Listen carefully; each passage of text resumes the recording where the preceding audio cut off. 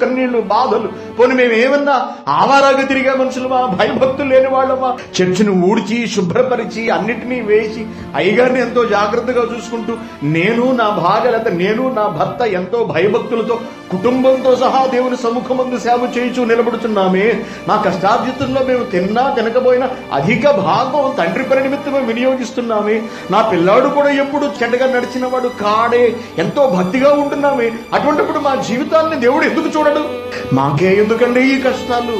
అనేక శ్రమలు అనుభవించి మనము దేవుని రాజ్యంలోనికి అనేక శ్రమలు అనుభవించి అనుభవించి అనుభవించి ఆ అనుభవంతో నీలో మార్పు వస్తుంది. నీ ఆరోగ్యమే పోనే, నీ నువ్వే చావు వరకు వెళ్ళిపోనే, ఏమన్నా జరగనే, ఎట్టి పరిస్థితుల్లోనూ విశ్వాసం నుండి తప్పకూడదు. విశ్వాసమందు బలంగా ఉండండి. మీ విశ్వాసము సరైనదో కాదు మిమ్మల్ని మీరే పరీక్షించుకోండి.